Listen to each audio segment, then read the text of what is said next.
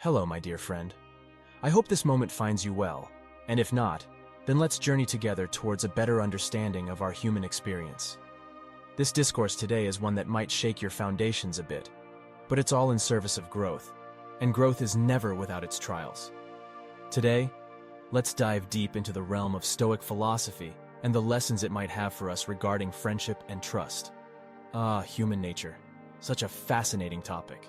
And friendships, even more so. I want to share a story with you, an anecdote that might help illustrate what we're discussing here. It involves a friend of mine from my university days. Let's call him Marcus, a man of charisma and charm, always the life of the party. Marcus had a way with words. He was a smooth talker, and his words could make you feel like the most important person in the room. Marcus and I shared many a laugh, many a deep conversation. He was a good friend, or so I thought. But over time, I started to notice a pattern, a dissonance between his words and his actions. He'd promised to help with a project, but would disappear when the work began. He'd make plans only to cancel them at the last minute. His words were sweet, but his actions, they were bitter. This caused me quite a bit of distress. I felt betrayed, disappointed. But then, I happened upon the writings of the ancient Stoics, and it was like someone had flipped a switch in my mind. I realized that Marcus was just being human, imperfect as we all are. The Stoics taught me that while I couldn't control Marcus's actions, I could control my reactions, my expectations, and my interpretations. And so, I began to practice Stoicism in our friendship. I started to see Marcus's words for what they were, just words. I began to look at his actions, his consistency, his sincerity, and most importantly, I began to manage my expectations and my reactions. I didn't mistrust him. I simply understood him better. This shift in perspective didn't just improve my friendship with Marcus, it improved all my relationships. I started to realize that everyone, at some point, speaks without sincerity. We're all guilty of it. We're all flawed. It's part of being human. But once we recognize this, we can approach our relationships with more understanding, more compassion, and yes, more stoicism. So when I say, never trust a friend who speaks, I'm understanding, with awareness, with stoicism. Trust but verify. Love but maintain your independence. Be a friend, but also be a stoic.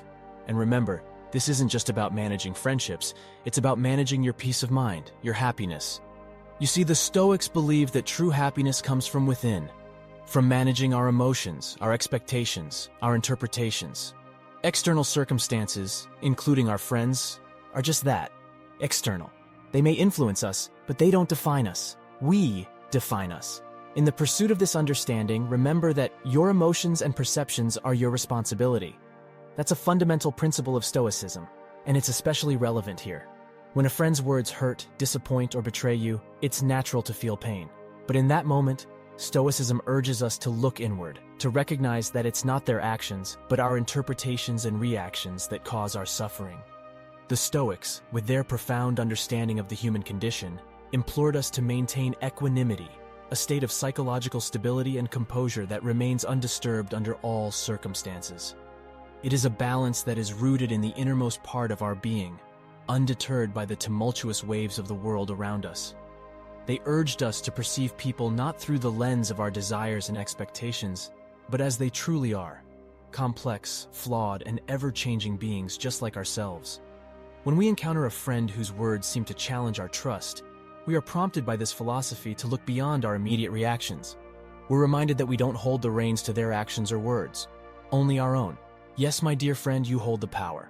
A power that is not about domination, but about self-mastery. It's about choosing your responses, not in a reactive, impulsive way, but with thoughtfulness and intention. You have the power to interpret their words in a way that aligns with your peace of mind. Perhaps your friend's words carry deceit, or maybe they speak without considering the weight their words might have on you. They may let you down or fail to meet your expectations. It's crucial here to remember this. Such disappointments are part of the human experience. Everyone, including you and me, is capable of erring, of causing hurt unintentionally. But remember, my friend, you are the master. External circumstances affect your tranquility. Now, this perspective is not advocating for emotional detachment or the cultivation of an uncaring attitude. It's not a call to isolate yourself from others or to steel yourself against emotions. Emotions are, after all, an integral part of the beautiful tapestry of human experience. Instead, it's about recognizing your inherent capacity for emotional autonomy, about understanding that you are not at the mercy of external circumstances.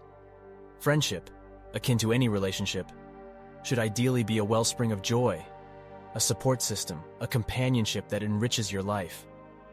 Yet it's critical to understand that it should never turn into a crutch, a dependency that your happiness or peace hinges upon. The Stoics believed in emotional self-reliance, in finding joy and peace within oneself, instead of seeking it in others. When we say, "Never trust a friend who speaks," we're not advising a life devoid of trust, nor are we devaluing the importance of friendships. Far from it. We are instead championing a life where you are emotionally independent, where your peace and happiness are not tethered to another's words or actions. We're advocating a life where you trust, but with discernment, where you love, but without losing sight of your own well-being. A life where you extend your trust not merely on the basis of words spoken, but based on actions observed and sincerity felt. A life where love doesn't mean sacrificing your peace, but nurturing it. A life where you maintain a sense of equilibrium amidst the peaks and valleys of human relationships. Now you might be wondering, how can I apply this in my life? Well, let's break it down together. Firstly, build your fortress. Your mind, your emotions, your peace. They are your fortress. They're your sanctuary. And you, my friend, are its gatekeeper. Only you decide who gets to cross the threshold, who gets to affect your serenity. Each time you interact with a friend, remember your role as the gatekeeper. Your fortress is not built overnight, and it isn't built of stone or steel. It's built of acceptance, understanding, and the wisdom to know that you control your truth, reactions. Not just words. A friend who speaks might not always speak the truth, might not always mean well. As a wise gatekeeper, seek the truth behind their words. Evaluate their actions, their intentions. Remember, actions, more often than not, speak louder than words. Thirdly, practice equanimity. This is a pillar of Stoic philosophy, and it's easier said than done. But it's worth striving for. The world around you will always be in flux. Friends will come and go, their words will change. But your state of mind should not be a puppet to these changes. Learn to maintain your balance. Lastly, cultivate virtue. Remember, Stoicism isn't just about managing your reactions. It's about cultivating goodness, virtue, and moral character. Be the friend you seek. Speak with sincerity. Act with honesty. In essence, never trust a friend who speaks is an invitation to question, to seek, and to understand. It's not a cynical view of the world, but a realistic one. It's about empowering yourself, about embracing the power you hold over your emotions, your peace. It's a journey to emotional independence, a journey to a more resilient you. As we wrap up this discourse, I want you to remember that you're not alone on this journey. We're all figuring it out one day at a time. We all falter, stumble, and learn. But every step, every stumble, is progress. So, my friend, be patient with yourself, be kind to yourself. In the grand tapestry of life, every thread, every color, every knot contributes to the beautiful picture that is your journey. So, keep weaving, keep learning, keep growing. And remember, when it comes to trust and friendship, it's not about silencing the voices around you. It's about tuning in to the voice within you. For that voice, my dear friend, holds the wisdom of the ages, the wisdom of Stoicism, the wisdom that will guide you on this extraordinary journey of life.